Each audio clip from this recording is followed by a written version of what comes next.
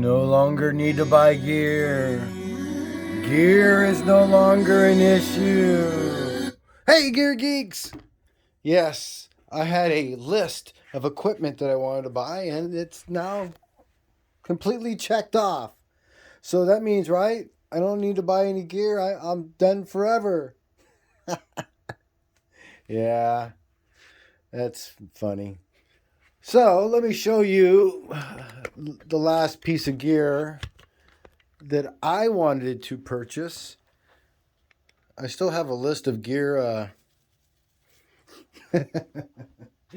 a list of gear I want to buy and not need. But this is something I felt I needed. It is a pedal controller.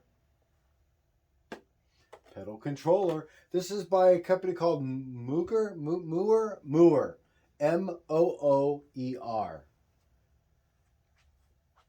The L6 pedal controller.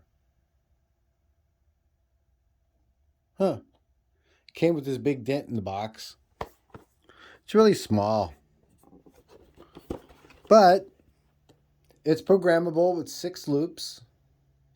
It does have these buffers like to send the signal out. Has 2 different modes. The 2 different modes I didn't realize about. And it's cool. And I'll go through that really quick here. And it also has a built-in external tuner. Built-in external tuner output. So here, let me just do this real quick. I will make it easy, so I'm going to go through this really quick, and then I'll go through some pros and cons, what I like and what I don't like about it, and what it functions for me. So it's just for everyone. It's this is what you got. So let me power it up here. I just plugged it in. So, you know, as any other looper, you have 6, like it said. Let me go into a different screen here real quick. So what it's telling you is it's in play mode, which means each output is to each individual pedal. So I'm assuming everybody knows what this does. You can throw pedals into each loop. And what's really nice about this one is the price was only $150. I got one even cheaper for $130, but with tax and everything came out to $150. It's metal. You can see that the LED is really bright. So it's 1 for 1. So this one will bring up that. This one will bring up this. Number 3 will bring up the third one. This thing's not connected, this boost. And there's the tuner. So let me just show you 1 for 1, right? So the light lights up for this one. The light lights up for the second one. And you can have them on concurrently. And then it would be a dance to turn them off.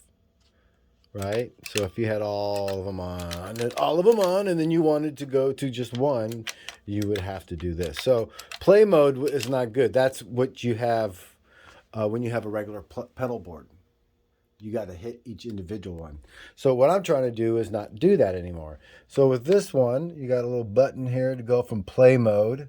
It says play 6 because it has 6 loops.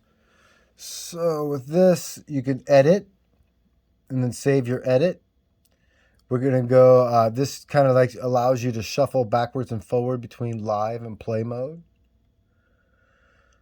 It says live and back. It should be live and play because there's play. So if I hit this, there is the play mode. I mean the live mode. And here's play. So it shouldn't say that. It says, it doesn't even say the right to. That's play, and that's live, but it says back and live, so that's silly, but it doesn't matter. Edit, shuffle between your 1 for 1 or your programmable, and then this is a buffer A and buffer B, so I'll do that in a second. Has a really cool mute, and there's 6 for 6 ins and outs. You have an out to your amplification, and you have an in for your guitar. It's mono. It doesn't have MIDI. It has what I just went over, and that is it. What's cool about it happens to be the tuner out is a single tuner out. So I don't have to put it in the loop, or nor do I have to do what I have up here, which is the tuner that's in the first of this pedal board here, traditional pedal board, and then it goes from the tuner to everything else. So I'm not having to have it in the circuit anymore. It's now out, just being sent by a signal, which is really cool. So the theory is the guitar in, out to my amplifier, whatever 6 pedals you want. I now put it in a mode that I recorded on. So this is play mode. Let me get out of play mode, and this is the programmable mode. So here is programmable. One set of this is number 1 program, and I just hit number 2 on the number 1 program. So there are 6 programs. So there's 6 switches, but there's also 6 programs. So you can do 6, 6, 6, 6 times, which is 36 of each 6 individual pedals. So for here, I have the first program, which is number 1, program number 1, and I just hit pedal number 2, program number 2. I can go to program number 1, program number 6, whatever. So on the program number 1, I already programmed is number 1 pedal coming up and number 6 pedal, which I don't have a number 6 pedal, but that's what this first one is. So number 2 program on the first bank of programs is this by itself. Number 3 I programmed is these 2 and that. Number 4 has nothing in it, nor does 5 or 6. But again, number 1, you can see them coming up with the LEDs. So this is really nice. Again, it's metal. It's really small. Comes with the power adapter. So let me go over some really cool things about this before I shuffle on to something that might be boring to people. This has 2 buffers. It has 1 buffer for the cable coming in from the guitar. So if you're at a gig and you're having to run even a 20-foot length cable, but anything even more, some people have to do up to 50 foot. And you go, wow, why don't they just use wireless? Well, you might be in a facility, if you're playing a big gig, you can't use wireless because all the channels are taken up. So what you end up doing is having to run a cable. So if you have to run a long cable and you need to give it some boost, which is this pedal, you don't have to put another pedal in your circuit. You can hit this knob, which says here buffer F, which is F for front, meaning the guitar to this first input, the front of your series of cable lengths. Then it has a second buffer, and that's the back buffer. It says B, but it's back, meaning this output to your amplifier. So if you had this on stage and from that cable to your amplifier was 50 feet or 25 30 feet or something, you can hit that and that'll give you buffer to that direction, because you don't want to have too much drive in your signal. This is only if your signal is being lost with the cable, which you would hear. You go, wow, this doesn't sound good anymore. And the way you can check that is, shorten the cable just for the test and go, okay, when you first start off, this sounds good with a small cable in from the front, 10-footer here, 10-footer there, I'm good. And then you go 50 foot and you go, whoa, I lost my signal, pop that on. And then you put your, you have this one and you go, oh my gosh, I lost my signal. You can go back to there. So programming is really easy. It's literally just hit some buttons and hit program and save it and it's done. Okay, so there we go. Awesome. Does exactly what I want. What was cool about this is I'm moving on from showing you because it's that simple. And programming is literally hit the buttons, hit save, it saves them. Go to the next. Oh, I wanted to show you to bank down and bank up. You just hit these 2 buttons. So I'm in bank 1, meaning program set of 6 in the first set. Here's the second set. Oh, the 6th set. Excuse me. There is 5, 4, 3, 2, 1. So That's odd. Oh, I'm going banking down. If I wanted to bank up, 1, 2, 3, 4, 5, 6, and it loops around. That's nice to know. What's this? Oh, for tuner. Check this out. You hit these two, and it goes to tuner mode. So you can use the. I haven't checked to see if this tuner is correct. My old TU12H here from I think the mid '80s. I believe that one is from. I think I'm not too sure. It could be the '90s. I think my '80s was all black. Anyhow, that one is super straight on. I've checked it with with the professional models and had it checked to make sure it was still not. It didn't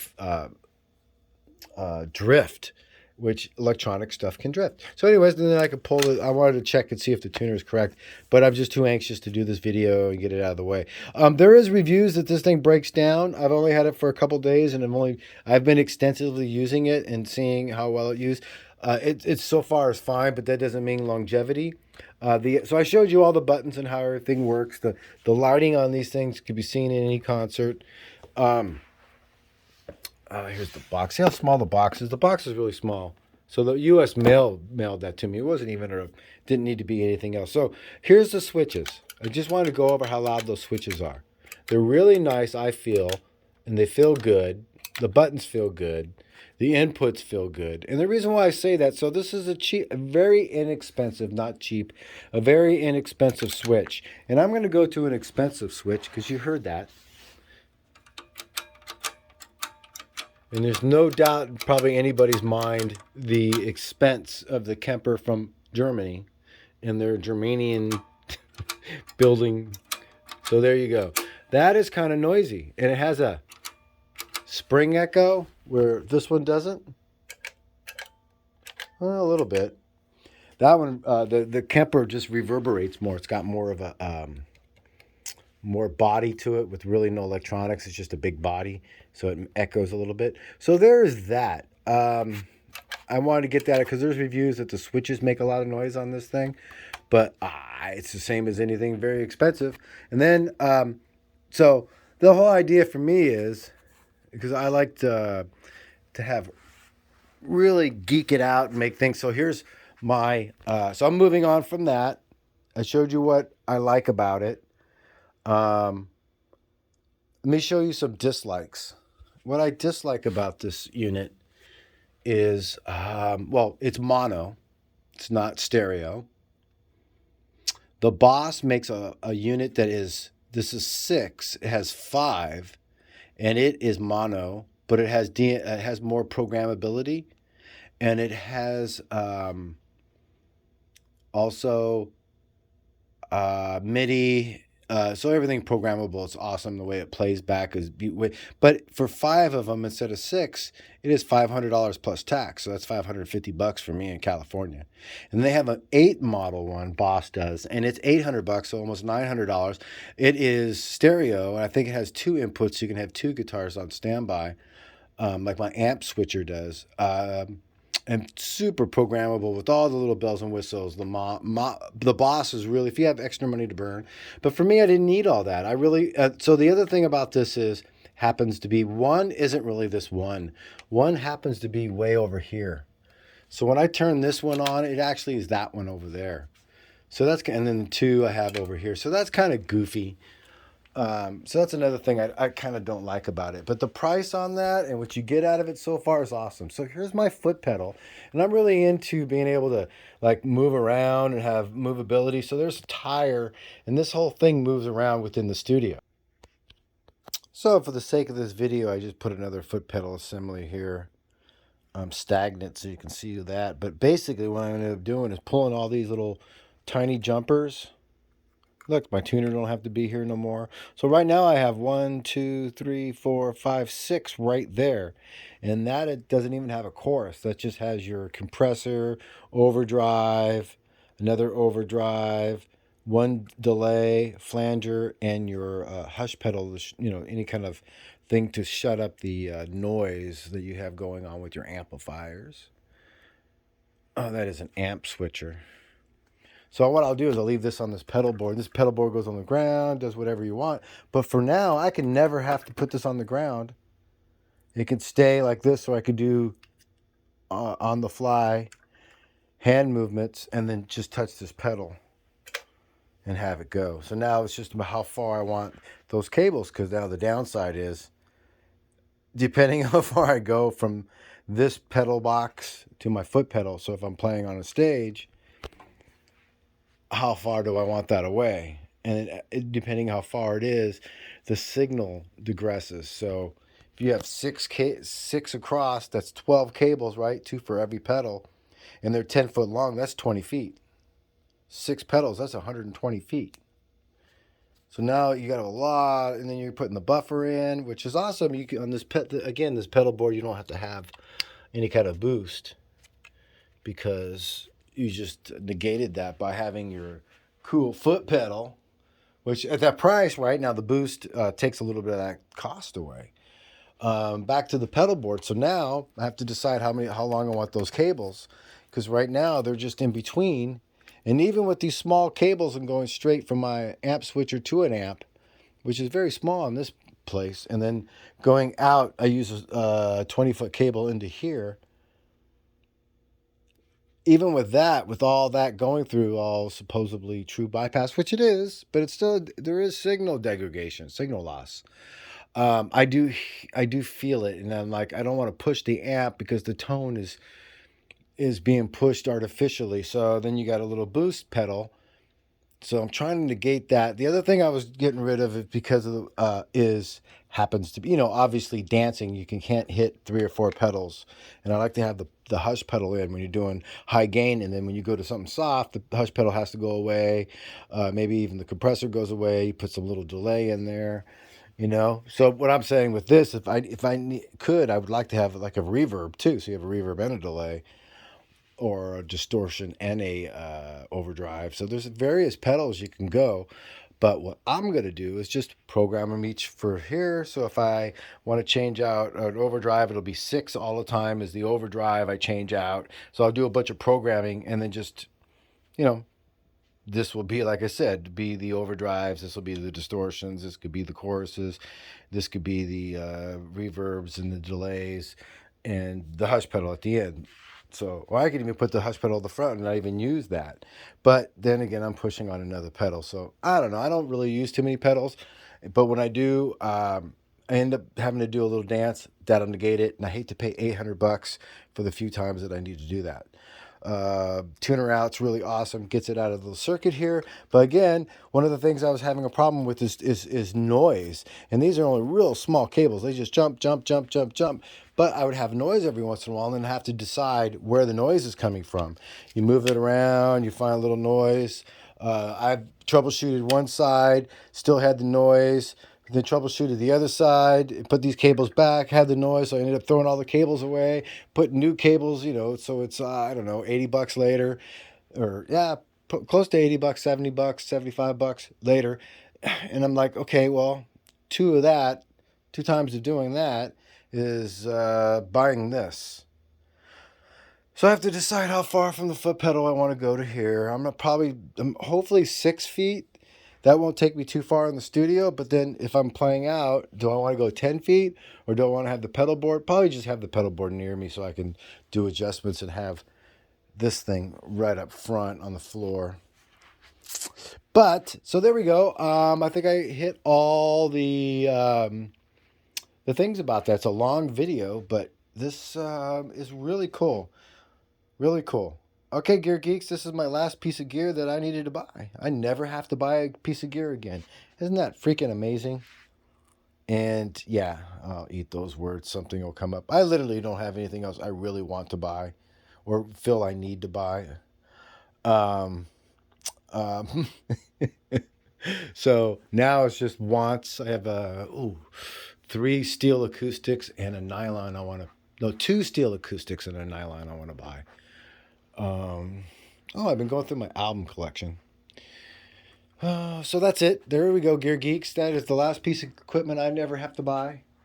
And I'm going to go back to trying to convince myself with a hypnosis that is the case, actually. Here, let me try to do that some more. You have no more gear to buy.